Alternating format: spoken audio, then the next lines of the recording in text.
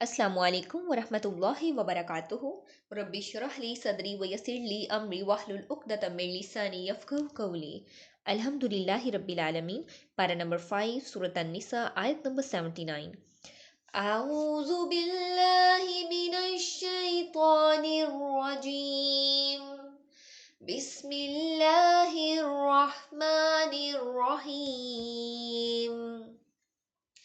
मा असाबक मिन हसनतिन फमिनल्लाहि वमा असाबक मिन सय्यिअतिन फमिन नफ्सिक व अर्सलनाका लिन्नासि रसूलन व कफ़ा बिल्लाहि शहीदा। जो भी भलाई तुझे पहुँचे सो अल्लाह रब्बुल इज़्ज़त की तरफ से है, और जो कोई बुराई तुझे पहुँचे तो वो तुम्हारी अपनी तरफ से है। और हमने आपको लोगों के लिए रसूल बनाकर भेजा है, और अल्लाह रब्बुल इज़्ज़त ही गवाह काफ़ी है। इससे मुराद ये है कि भलाई किसी नेकी या अताअत का सिला नहीं, क्योंकि एक इंसान को नेकी की तौफीक अल्लाह रब्बुल इज़्ज़त ही देता है। ये उसका ख़ास फ़ज़ल और एहसान है। इंसान की अताअत और नेकियां अल्लाह ताला के एहसानात और इनामात के मुकाबले में कोई हैसियत नहीं रखती हैं। इसलिए नबी सल्लल्लाहु अलैहि वसल्लम ने फरमाया, ये सही बुखारी की रवायत है 64-67 नंबर पर, कि कोई भी अपने अमल की वजह से जन्नत में नहीं जाएगा। सहाबा रज़ियल्लाहु तआला अन्हा ने फरमाया कि ए अल्लाह के रसूल सल्लल्लाहु अलैहि वसल्लम, क्या आप भी नहीं जाएंगे? आप सल्लल्लाहु अलैहि वसल्लम ने फरमाया, हाँ, जब तक मुझे भी अल्लाह रब्बुल इज़्ज़त अपनी रहमत से नहीं ढांप लेगा, मैं भी जन्नत में नहीं जाऊंगा। हम देखते हैं कि इन आयतों में दो हकीकतें बयान फरमाई गई हैं।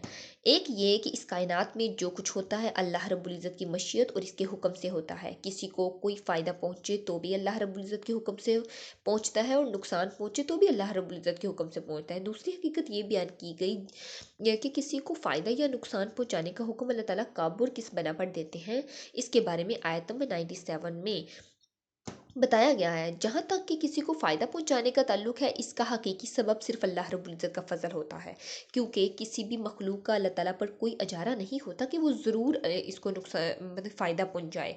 और अगर इस फ़ायदे का कोई ज़ाहिरी सबब इस शख्स का कोई अमल नज़र भी आता है, तो इस अमल की तौफ़ीक भी अल्लाह रब्बुल इज़्ज़त की तरफ से होती है। इसलिए वो अल्लाह ताला का फ़ज़ल ही फ़ज़ल है, और इस शख्स का कोई ज़ाती कमाल नहीं इसमें होता। यहाँ पर दूसरी तरफ अगर इंसान को कोई नुकसान पहुँचे तो अगरचे वो भी अल्लाह ताला के हुक्म से ही होता है, लेकिन अल्लाह ताला ये हुक्म इसी वक्त फरमाते हैं जब इस शख्स ने अपने इख्तियारी अमल से कोई गलती की हो। अब मुनाफिकीन का मामला ये था कि जब इन्हें कोई फ़ायदा पहुँचता तो इसको अल्लाह रब्बुल इज़्ज़त की तरफ से मंसूब करते, लेकिन कोई नुकसान हो जाता तो तो आप सल्लल्लाहु अलैहि नाउज़ बिल्लाह आप वसल्लम के ज़िम्मे लगा देते। इस आयत करीमा में अल्लाह ताला फरमाते हैं कि ये लोग जो नुकसान की ज़िम्मेदारी आप वसल्लम पर आयद कर रहे हैं, अगर इससे मुराद ये है कि ये नुकसान आप वसल्लम के हुक्म से हुआ है, तो ये बात बिल्कुल गलत है, क्योंकि इस कायनात में तमाम काम अल्लाह ताला के हुक्म से होते हैं, किसी और के हुक्म से नहीं होते। अगर इसका मतलब ये है कि माज़अल्लाह आप वसल्लम की कोई गलती इसका सबब बनी है, तो ये बात भी गलत है। हर इंसान को खुद इसके अपने किसी अमल की वजह से नुकसान पहुँचता है। आप वसल्लम को तो रसूल बनाकर भेजा गया, लिहाजा ना तो कायनात में वाक़या होने वाले किसी तकवीनी वाक़ये की ज़िम्मेदारी आप पर आयद होती है, और ना आप फ़राइज़ रिसालत में किसी कोताही के मर्तकब हो सकते हैं जिसका खमियाजा आपकी उम्मत को भुगतना पड़े। यहाँ पर हम देखते हैं कि सय्यातिन से मुराद बुराई है, जैसे सख्ती, आजमाइश, शिकस्त, ज़ख्म और कत्ल वगैरह। इससे मुराद बुराई इंसान की अपनी गलती और गुनाहों का नतीजा होती है। यहाँ पर सूरह अश-शूरा आयत नंबर 30 में अल्लाह रब्बुल इज़्ज़त फरमाते हैं, वमा असाबाकुम मिन मुसीबतिन फबिमा कसबत अयदीकुम व याफू अन कसीरिन। और जो मुसीबत तुम्हें पहुंचती है वो तुम्हारे अपने ही अमाल की वजह से है, जो तुम्हारे हाथों ने कमाए हैं, और बहुत से कसूरों से दरगुजर अल्लाह रब्बुल इज़्ज़त कर देते हैं। देखिए अल्लाह ताला बहुत से कसूर, छोटी छोटी मिस्टेक जो होती हैं, अल्लाह रब्बुल इज़्ज़त वैसे ही इंसान की माफ़ कर देते हैं, लेकिन जो जेन्युइन मिस्टेक होती है वहाँ पर अल्लाह रब्बुल इज़्ज़त इंसान को पनिश करेंगे, क़यामत के रोज़ पनिश करेंगे। यहाँ पर हम ये भी देखते हैं कि सूरत अल अराफ आयत नंबर 158 में अल्लाह रब्बुल इज़्ज़त फरमाते हैं, कुल या अय्युहन्नासु इन्नी रसूलुल्लाहि इलैकुम जमीअन अल्लज़ीना लहु मुल्कुस समावाति वल ورڈز، اے لوگو یقیناً میں تم سب کی طرف اللہ رب العزت کا رسول ہوں، وہ ذات جس کے لیے بادشاہت ہے تمام آسمان اور زمین کی، اس کے سوا کوئی معبود نہیں، وہی زندہ کرتا ہے وہی مارتا ہے۔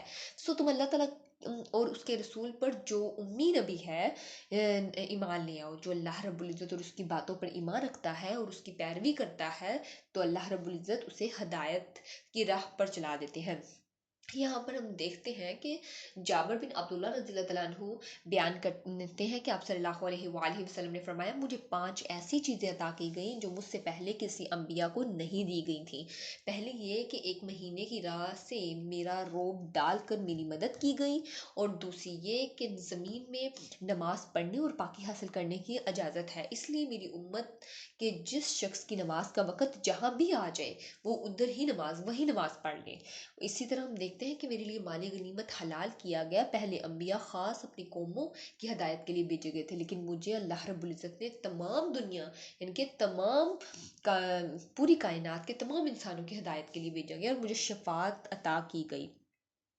اور نبی صلی اللہ علیہ وسلم نے فرمایا قیامت اس طرح ہے، اور اپنے نبی صلی اللہ علیہ وسلم نے اپنی 2 انگلیوں کو اٹھایا، یہ مسلم اور بخاری کی روایت ہے، وقفا باللہ شہیدا، اور اللہ رب العزت ہی گواہ کافی ہے۔ اٹس مین کہ اللہ تعالیٰ نے انسانوں کو پہنچنے والی برائیاں اور بلائیوں کی وجہ سے اپنے شہید یعنی کہ شہیدہ گواہ ہونے کا شعور دلایا ہے۔ اللہ رب العزت فرماتے ہیں سورۃ الانعام آیت نمبر 19 میں، آپ ان سے پوچھیں کون سی چیز گواہی میں سب سے بڑی ہے، آپ کہہ دیں کہ اللہ میرے اور میرے درمیان گواہ ہے اور میری طرف یہ قرآن وحی کیا گیا ہے۔ دیکھیے جس کو اللہ رب العزت کی گواہی مل جائے اس کو کیا انسان اس کا ڈر۔ اللہ رب العزت سے دعا ہے کہ اللہ رب العزت ہمیں دین کی سچی سمجھ نصیب فرمائے، اس پہ خود بھی عمل کرنے اور دین کا پیغام دوسروں تک پہنچانے کی توفیق عطا فرمائے، آمین۔ وآخر الدعوانا ان الحمد للہ رب العالمین، سبحانک اللہم وبحمدک، نشہد ان لا الہ الا انت، نستغفرک ونتوب الیک۔ السلام علیکم ورحمۃ اللہ وبرکاتہ۔